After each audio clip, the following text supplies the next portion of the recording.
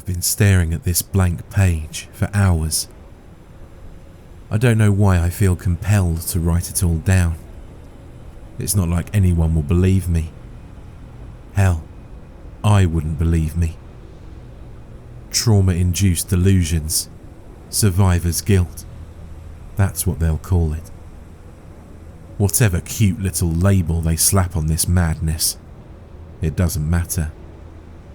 I know what I saw, and I know it wasn't just in my head. I worked aboard the cold water Marlin for 5 seasons. 5 miserable winters hauling nets in the North Atlantic. A place so cold, it chews through layers of gear like it's nothing. You don't work on a boat like the Marlin because you want to. You work there because you've got nowhere else to go. We were a rough lot. Guys with bad habits, bad luck, or both. Drunks, debtors and drifters. Hal Foster, the captain, once said the Marlin didn't run on diesel. It ran on desperation. He wasn't wrong. We even earned the reputation as the Foster kids.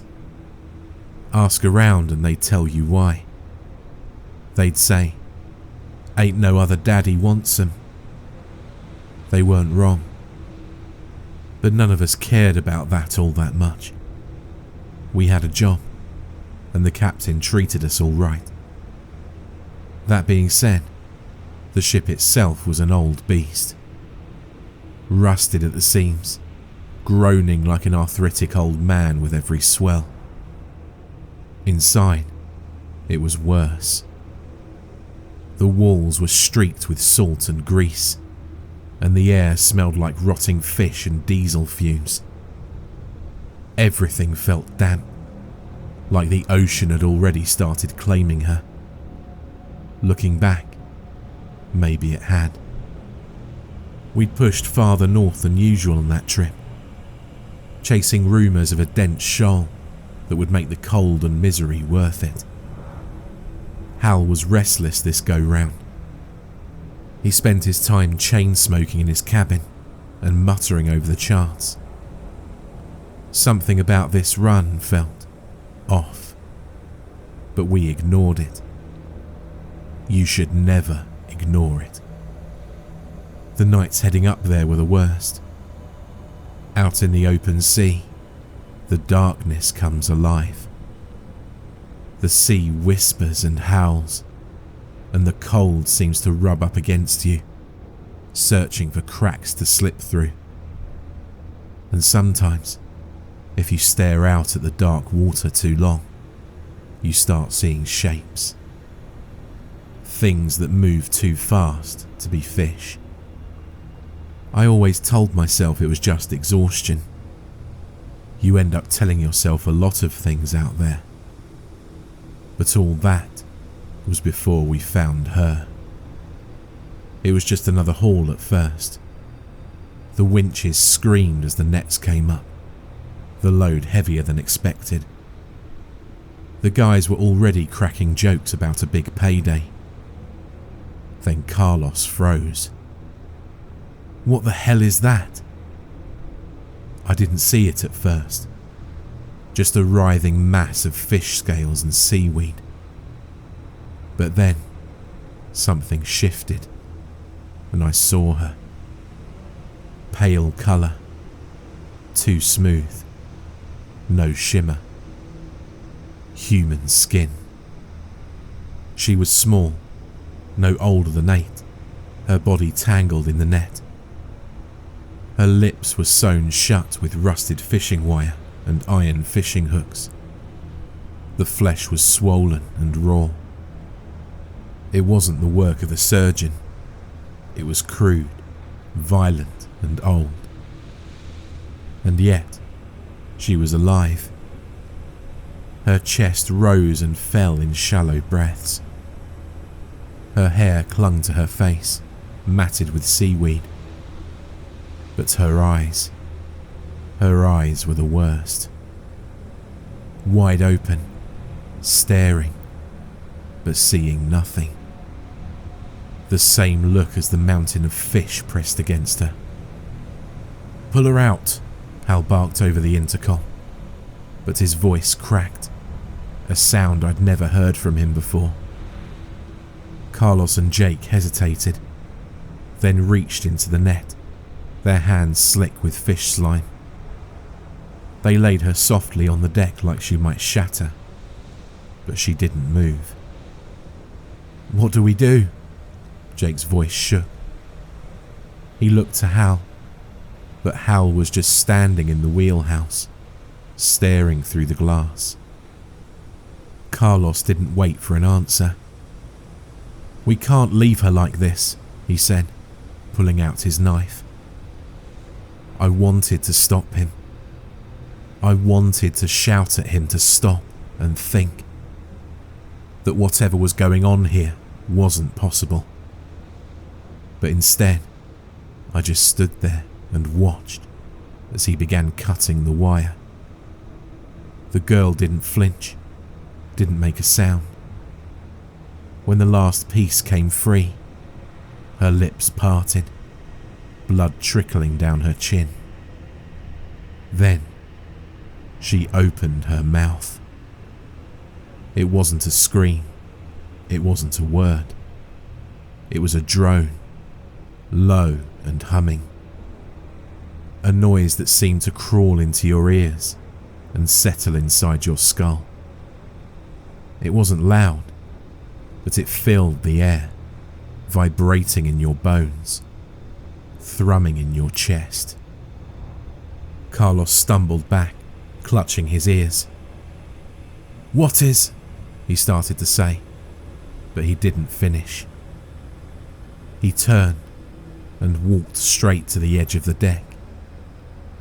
I didn't understand what was happening. None of us did. Not until Carlos climbed over the railing and jumped. God help me, I didn't try to save him. None of us did. The splash stole the silence. Then the girl sat up, her lips moving, the notes growing louder. She crossed her legs and tilted her head, like she was singing a lullaby for her classroom. I can still hear it sometimes. The song, I mean.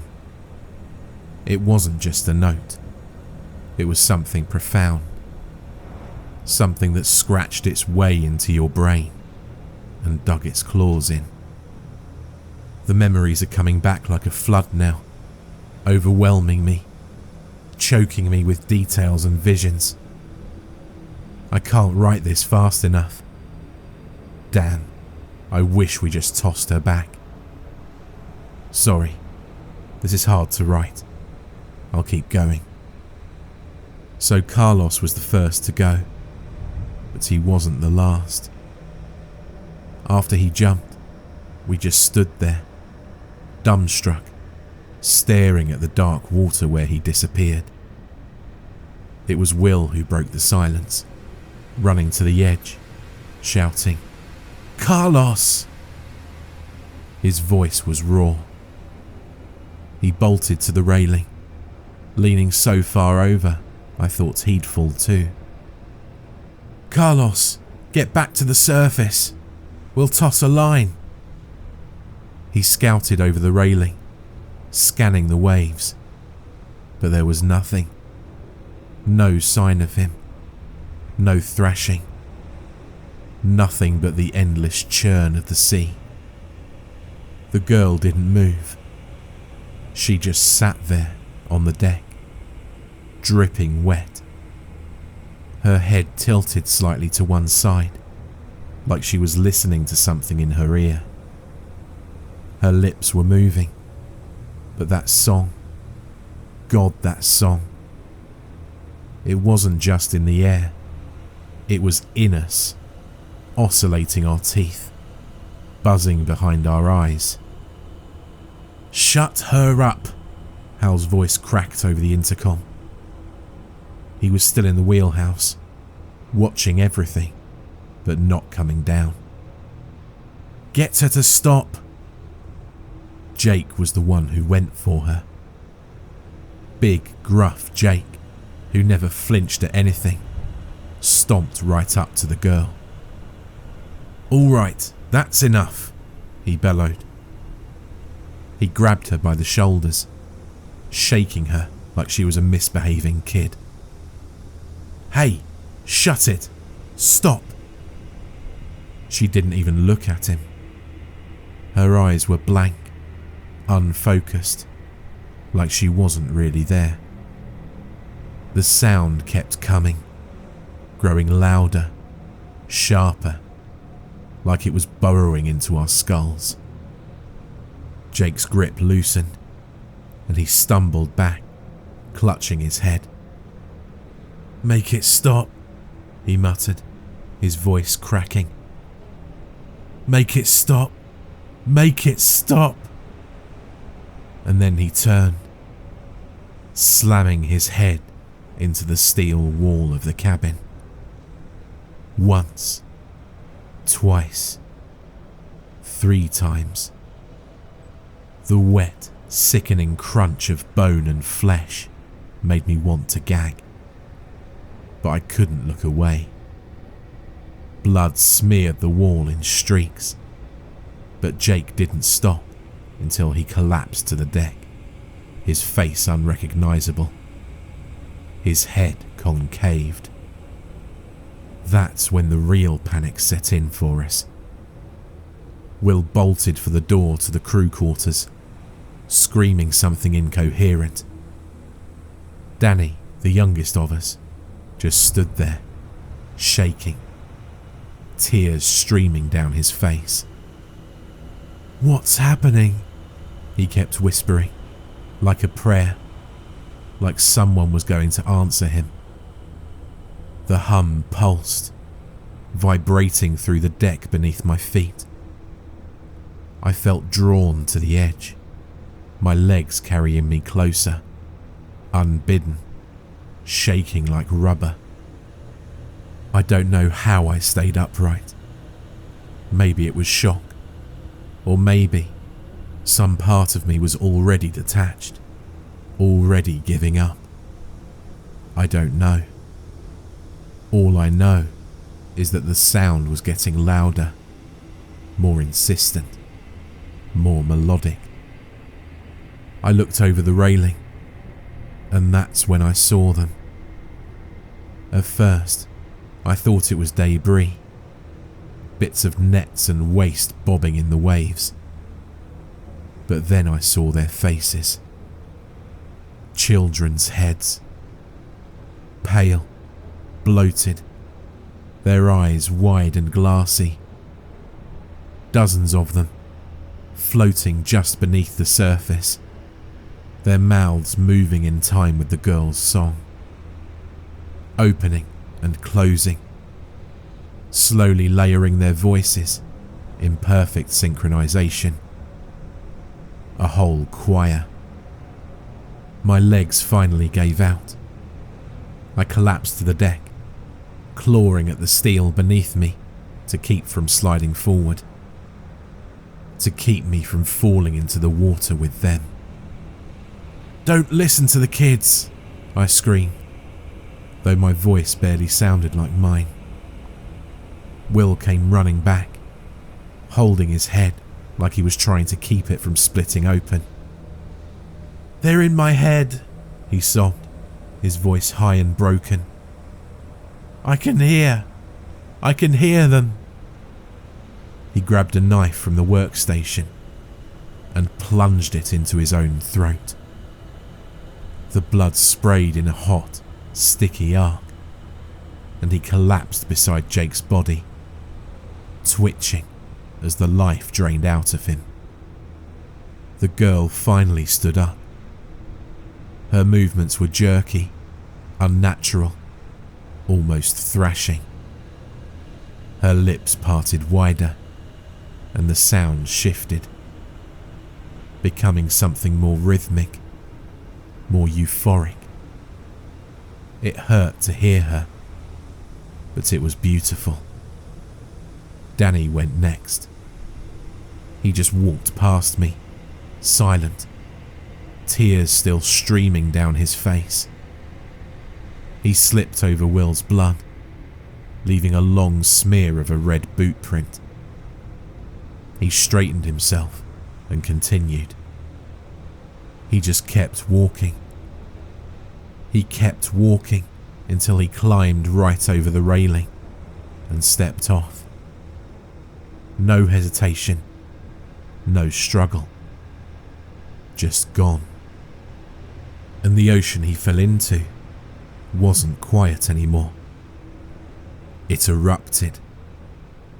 The following waves sounded like a spasm of exploding glass. Like 1,000 fish breaking the surface all at once. Danny didn't make a sound, but the ocean was roaring. I don't remember deciding to move, but I found myself running into the cabin. I knew I needed to find something to cover my ears.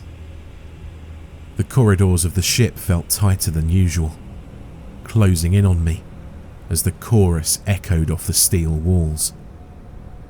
I grabbed anything I could find, rags, duct tape, anything to stuff in my ears. I kept winding the tape over my head until my ears bled. Then I stepped back out onto the deck to see if there was anyone I could help. I wish I didn't. Off near the bow of the ship, I saw 2 deckhands engaging with each other, Matt and Reynolds. Matt was standing over Ray with a wrench in his hand. He swung down. A wet thud followed, almost hollow. I watched as Matt raised the wrench again. Another twist of his wrist brought the metal tool down again, and again, and again, until the wrench was hitting more deck than bone. I couldn't hear him, but it looked like Matt was screaming. I turned and darted back towards the stern. I found Stanley and Greg huddled together near the entrance to the wheelhouse. They'd stuffed their ears too, and we shared a look that didn't need words. I pointed to the door, asking them to open it. They shook their heads. Stanley motioned towards the observation window above us. It was painted red. Flickers of sparks and flames illuminated what should have been the control system. I looked back at the men. Greg made a pistol gesture with his hand, pointed at his temple, and then mimicked firing a shot. Captain Foster was gone. I slumped down next to both of them. The song was piercing right through our ear protection. We knew we'd crack soon. We were just picking straws to see who'd be first. And it turns out, it'd be Stanley. He ripped the tape out of his ears, screaming that he couldn't take it anymore, and ran for the edge. Greg tried to stop him, but he couldn't run as fast. I didn't even try. I couldn't. I watched Greg jump in after him. Instead of joining them, I ended up walking across the deck towards the cold storage containers. There were 20 men aboard the Marlin when we started our trip. By now, a good handful had jumped. But the ones still aboard, the ones I could see, were little more than rapidly freezing masses of meat, plastered against cold steel. Matt was also missing from the last place I saw him. Ray was too, though chunks of Ray were stuck to the railing, thrown overboard like a feed bucket. As I walked past the open door to the lower levels, I could vaguely hear the girl's melody echo through my ear protection. I wondered if Matt went down there with her, or if there were half a dozen other Matts brutalizing each other in those cramped corridors. I didn't want to envision what was going on down there, but I did. I ended up barricading myself in one of those shipping containers. I don't know how long I stayed there for. Days, weeks. Time lost all meaning. All I could hear was the faint hum of her song, always there, pleading for me to step out. Then, all at once, it stopped. When they finally found me, I didn't recognize them at first. I was slumped in the corner of the shipping container, curled into myself like a frightened animal. The banging on the steel door was distant, muffled.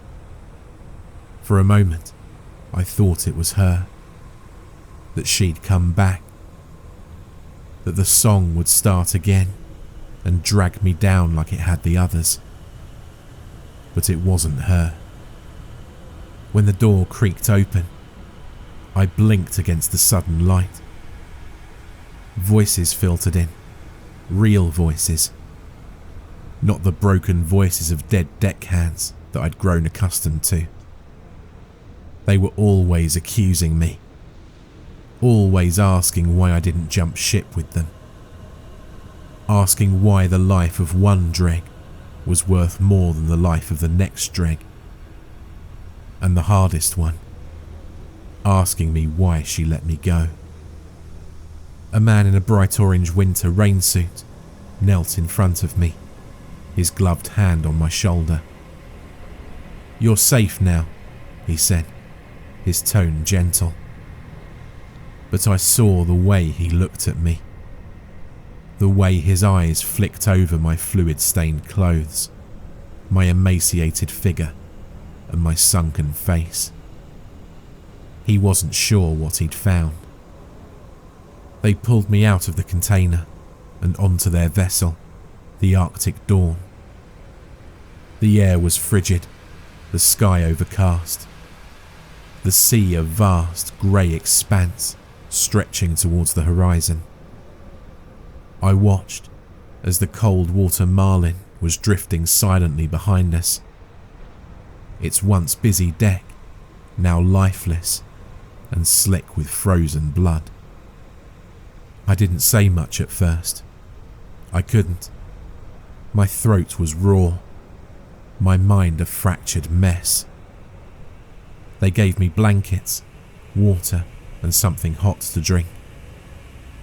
I remember the captain, a middle-aged man with a beaten-down face and kind eyes.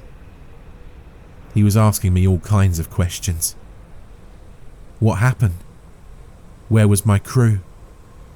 How long had I been out here? I couldn't answer. How do you explain something like that?